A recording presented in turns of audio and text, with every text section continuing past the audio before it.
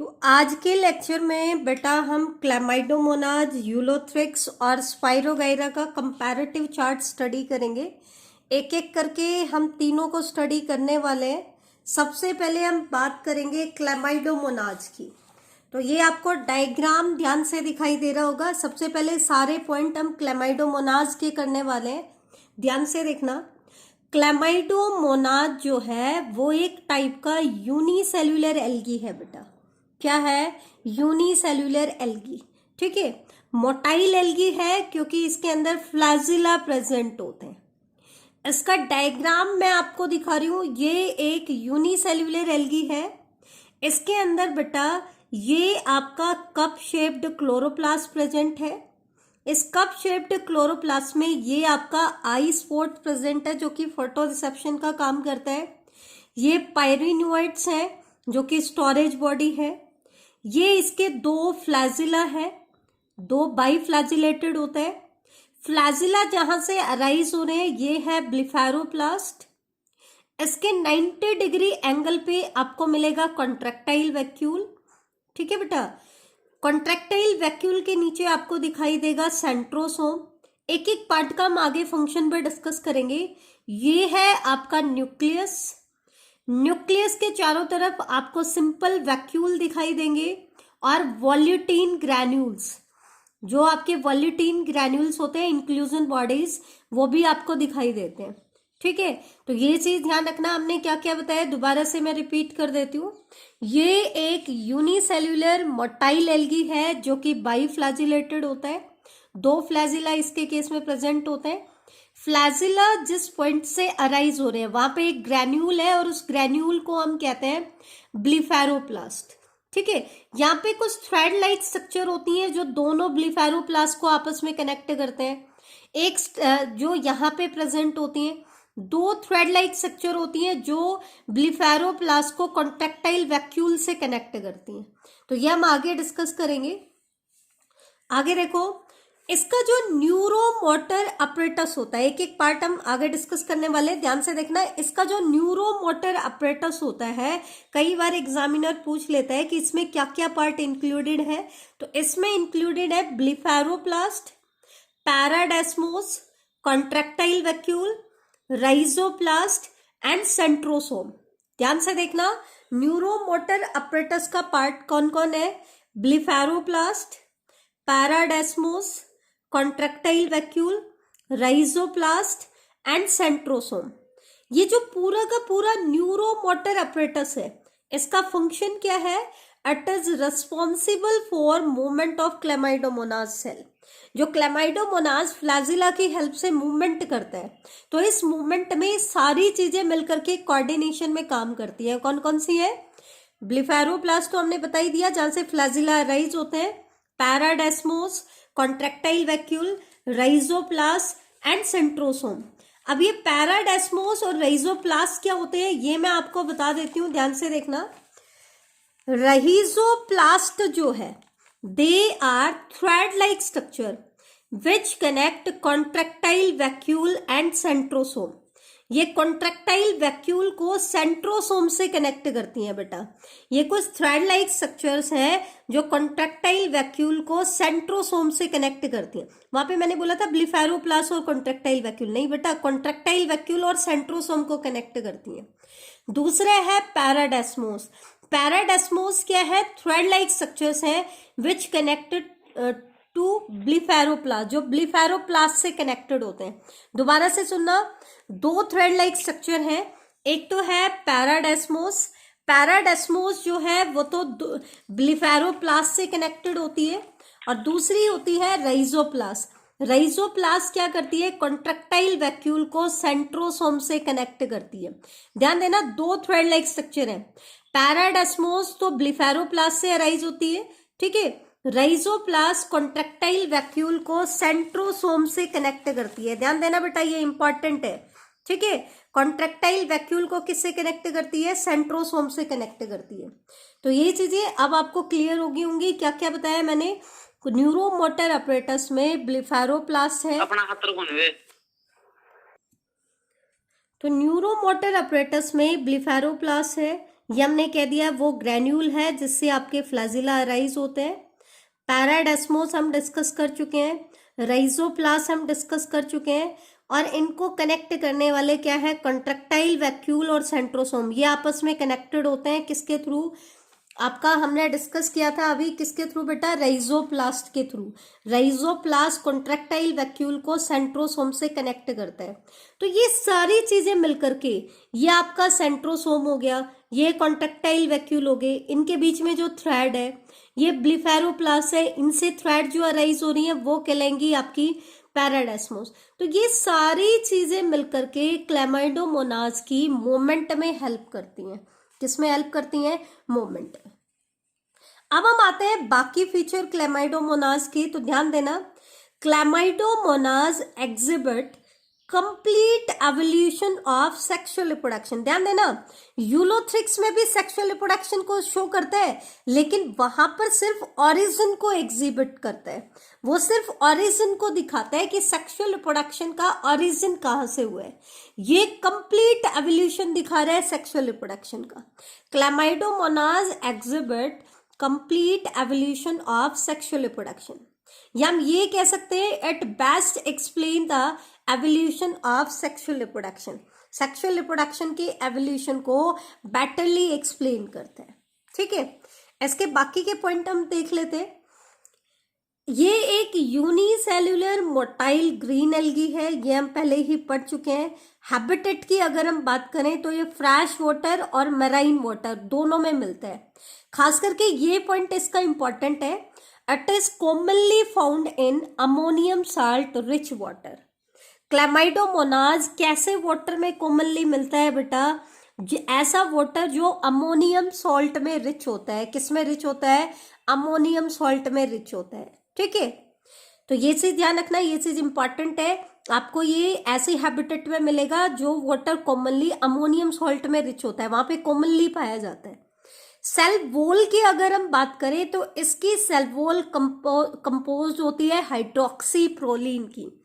बेटा ध्यान रखना, क्लैमाइडोमोनाज क्योंकि यूनिसेल्युलर एल्गी है, यूनिसेल्युलर यूकैरियोटिक ऑर्गेनिज्म को हमने प्रोटिस्टा किंगडम में रखा है, लेकिन क्योंकि यहाँ पर हम सभी एल्गी को एक साथ पढ़ रहे हैं तो यहाँ पर हम इसको डिस्क्राइब कर रहे हैं। इसकी जो सेल वॉल है वो किससे बनी है, हाइड्रोक्सी प्रोलीन से बनी है। अब सेल वॉल के बारे में हमने डिस्कस कर लिया। अब नेक्स्ट आता है इनकी सेल मेम्ब्रेन, मतलब प्लाज्मा मेम्ब्रेन किसकी बनी हुई होती है। तो अगर हम इसकी प्लाज्मा मेम्ब्रेन की बात करें तो एज यूजुअल जैसे कि प्लांट्स की बनी होती है, ये भी फॉस्फोलिपिड की बनी हुई है। किसकी बनी हुई है, फॉस्फोलिपिड की। ठीक है, इसमें वन न्यूक्लियस होता है जो कि कलरलेस साइटोप्लाज्म में होता है। एक सेल में एक ही न्यूक्लियस आपको मिलेगा और इसका साइटोप्लाज्म कैसा होगा, कलरलेस होगा। तो ये चीज ध्यान रखना, एक न्यूक्लियस है एक सेल के अंदर, क्योंकि यूनिसेल्युलर है तो यूनी न्यूक्लिएटेड है, और साइटोप्लाज्म कैसा है, कलरलेस है।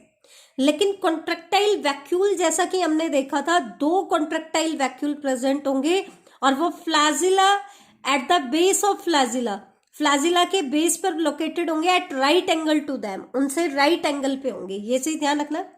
मेन चीज नेक्स्ट इंपॉर्टेंट थिंग इसमें आती है, क्लैमाइडोमोनाज में जो क्लोरोप्लास्ट होता है एक सेल में, मतलब एक क्लैमाइडोमोनाज, क्योंकि ये एक यूनिसेल्युलर एल्गी है, उसके अंदर एक ही क्लोरोप्लास्ट आपको मिलेगा। और सबसे मेन है इसकी क्लोरोप्लास्ट की शेप।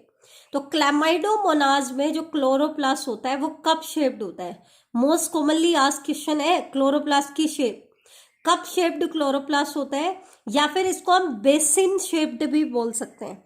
कई बार कप की बजाय बेसिन शेप्ड वर्ड यूज होता है, लेकिन इसमें एक एक्सेप्शन है, क्लैमाइडोमोनाज रेटिकुलेटा। क्लैमाइडोमोनाज रेटिकुलेटा जो है इसके अंदर रेटिकुलेट क्लोरोप्लास्ट है। ठीक है, रेटिकुलेट क्लोरोप्लास्ट है।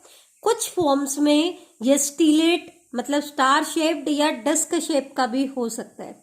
वो अलग अलग में अलग अलग टाइप्स की बात आ रही है, कुछ में स्टीलेट या डिस्क्वाइड भी हो सकता है, लेकिन मोस्ट कॉमनली क्लैमाइडोमोनाज में कप शेप्ड या बेसिन शेप्ड क्लोरोप्लास्ट होता है। लेकिन क्लैमाइडोमोनाज रेटिकुलेटा में रेटिकुलेट टाइप का आपका क्लोरोप्लास्ट है। कुछ में स्टीलेट या डिस्कॉइड भी है। अब हम बात करें पायरिनोइड की, जो कि एक स्टोरेज बॉडी है। ये हमें पता है पायरिनोइड क्या है, स्टोरेज बॉडी है बेटा। तो पायरिनोइड की अगर हम इसके केस में बात करें तो ध्यान से देखना, 1 पायरिनोइड प्रेजेंट होता है इसमें, किसके लिए, स्टार्च की स्टोरेज के लिए।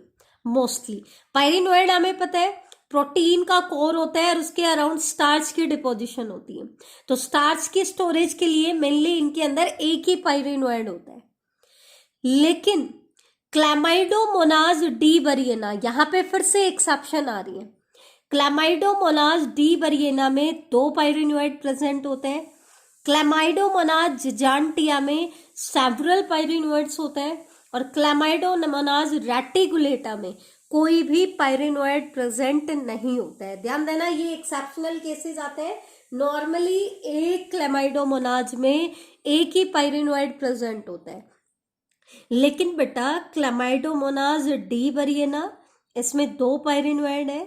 क्लैमाइडोमोनाज जिजांटिया, इसमें सेवरल पायरिनोइड्स हैं।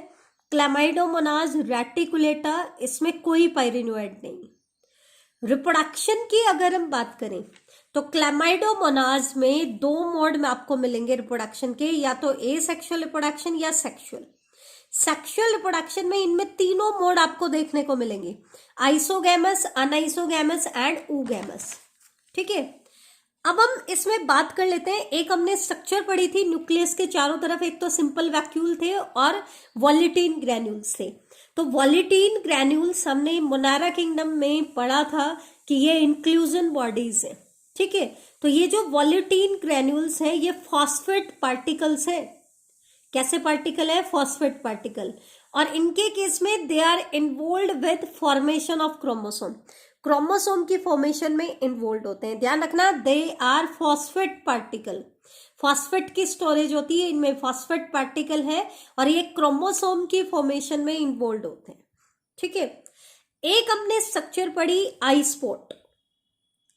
आई स्पॉट क्या है बेटा, जैसे हमारी बॉडी में आई होती है लेकिन इनमें आई तो डेवलप होता नहीं है, आई की जगह पे इनमें आई स्पॉट होते हैं। तो ये फोटो रिसेप्टिव ऑर्गन है जो लाइट को सेंस करेंगे। अब लाइट को सेंस कर रहे हैं तो ये क्या करते हैं, इनका फंक्शन क्या होता है, they guide the direction of movement of cell, कि सेल को किस डायरेक्शन में मूवमेंट करनी है वो डिसाइड करते हैं। They guide the direction of movement of cell. अब हम ये आई स्पॉट का डायग्राम देख लेते हैं।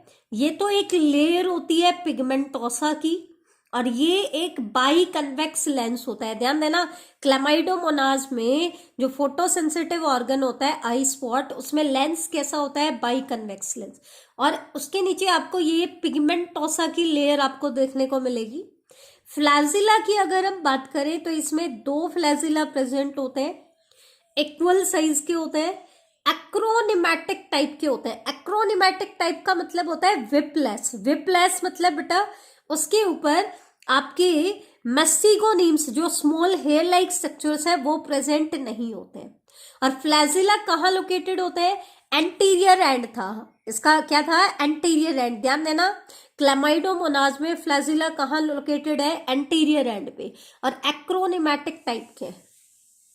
एक हमने डिस्कस किया था ब्लिफेरोप्लास्ट। तो ब्लिफेरोप्लास्ट क्या है, ये ग्रैन्यूल्स है, ठीक है, जहां से फ्लैजिला ओरिजिनेट होता है। तो ऐसे ग्रैन्यूल्स को हम क्या कह रहे हैं, ब्लिफेरोप्लास्ट।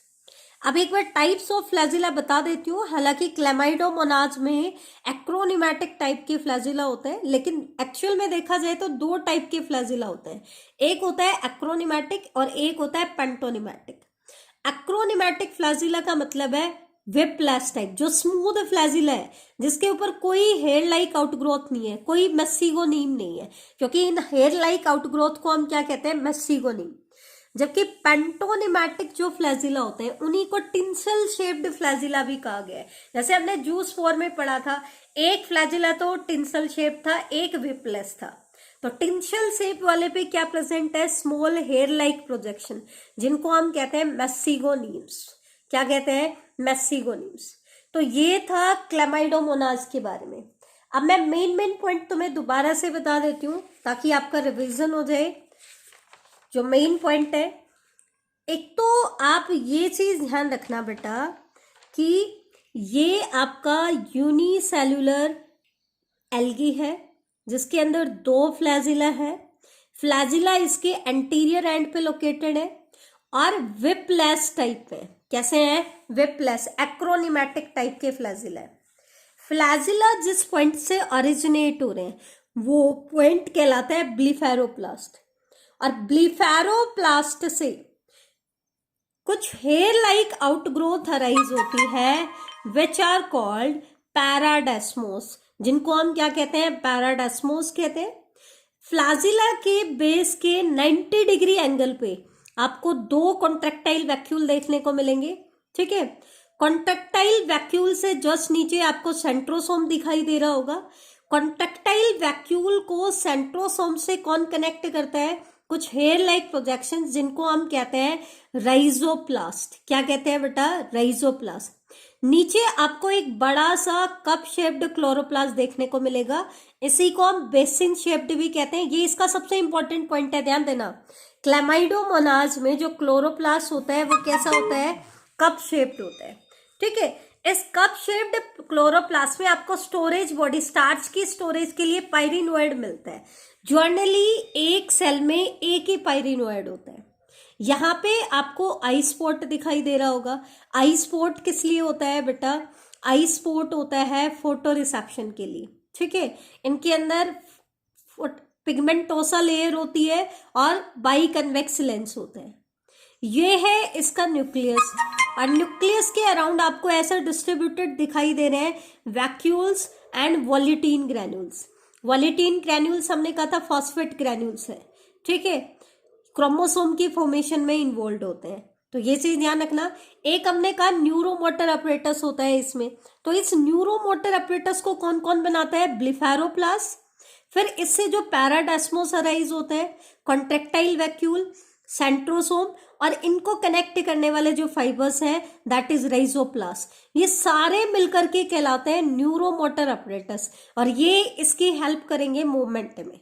ठीक है, तो ये चीज ध्यान रखना। एक पॉइंट इसका इंपॉर्टेंट ये है, ये कंप्लीट एवोल्यूशन शो करता है सेक्सुअल रिप्रोडक्शन का। ठीक है, तो ये इसका इंपॉर्टेंट पॉइंट है। यूनिसेल्युलर एल्गी है, कॉमनली ऐसे वाटर में पाया जाता है जो अमोनियम सॉल्ट में रिच होता है, ये भी इसका इंपॉर्टेंट पॉइंट है। तो आई थिंक आपको क्लैमाइडोमोनास क्लियर हो गया होगा। नेक्स्ट लेक्चर में हम यूलोथ्रिक्स और स्पाइरोगाइरा को एक साथ करेंगे क्योंकि उनका कंपैरेटिव आता है।